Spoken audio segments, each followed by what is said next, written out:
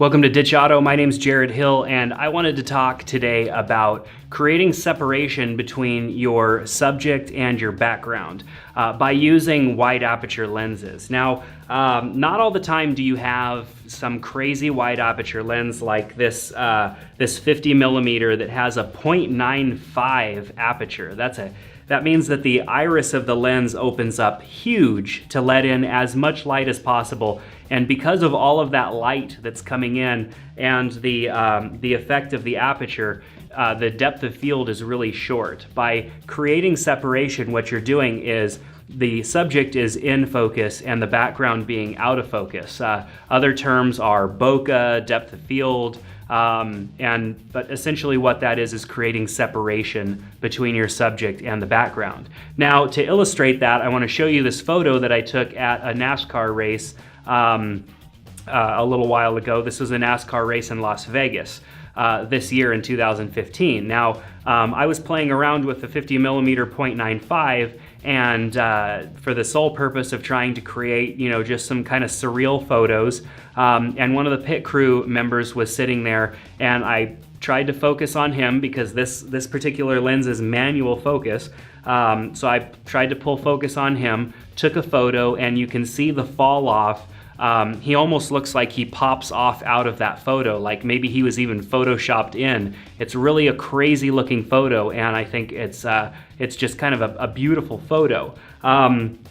Now, the reason that I ended up getting this lens is because most of the lenses that I have for my Sony cameras are f4 lenses, meaning the aperture at its widest is f4. And coming from a Canon background, that kind of frightened me because I was used to having lenses that were 2.8 aperture, and then even some prime lenses that were down at the 1.2 range of aperture, which was fantastic to have. Now, shooting Sony, most of their lenses don't have that. So what do you do if you don't have a lens with a 0.95 aperture, or maybe one of those really expensive Canon or Nikon prime lenses that go down to 1.2 or 1.4 aperture? Well, if you have a zoom lens, for example, the 70-200, and this works for the 70-200 2.8, the f4, or pretty much any lens that has zoom.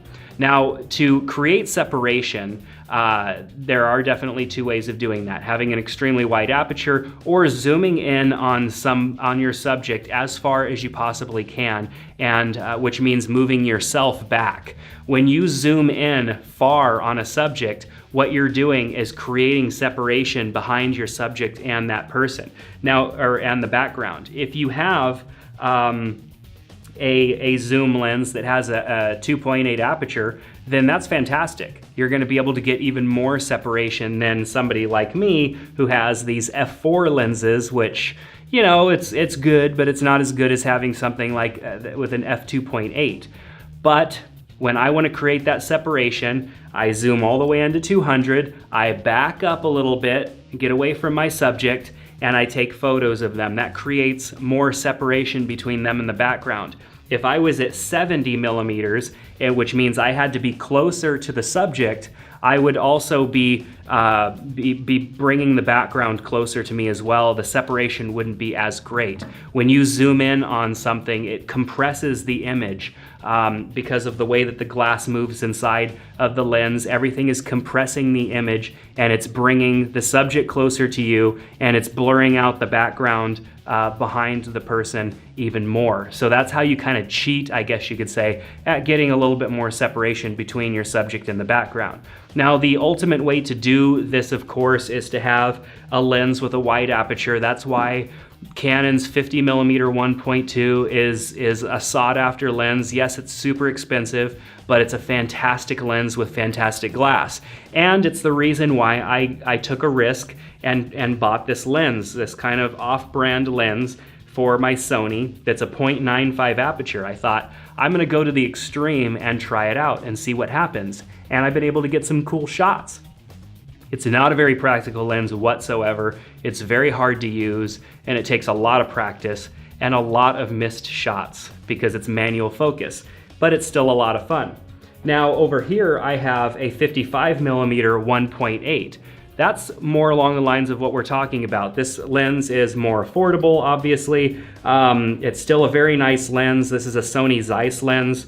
Canon has 50 millimeter 1.8s and I believe a 1.6 as well, or a 1.4, and then they have their 1.2. So you can get lenses that are prime lenses, which means no zoom. They're fixed lenses, fixed zoom focal range is what I'm trying to say. Fixed focal range lenses, and they typically have a wider aperture because of that. So I like to have that, but you do lose the functionality of having a zoom, of having the ability to zoom in and out. And when you have many things going on, maybe you're shooting a wedding or you're shooting, you know, your kids or some sort of an event, it is nice to have that zoom. So if you're looking to create that separation while at the same time being flexible, you know, use your zoom lens, zoom in as tight as you can get with that zoom lens, and then that will create that extra separation between your subject and the background. So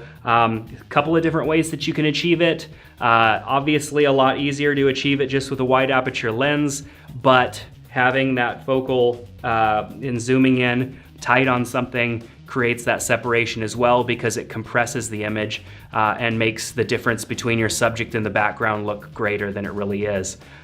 So definitely a cool feature, something that you can try and achieve a little bit better separation between your subject and the background. So thanks for checking out this video. If you want to see links, if you want to see these products, there are links below the video so that you could check them out. There's lots of great reviews by people who also own them there, and then you can see the prices and all that good stuff. If you have any thoughts on creating separation, obviously there's a whole slew of ways that you can create separation using light as well, and that's an idea for another video, using light to help separate your subject from the background. So that's another great way to do it if you have that kind of experience or you want to play around. Lighting is ultimately one of the best ways to create a myriad of different effects through photography. So we'll talk about that another time. So thanks for checking out this video where we talked about separation between your subject and the background.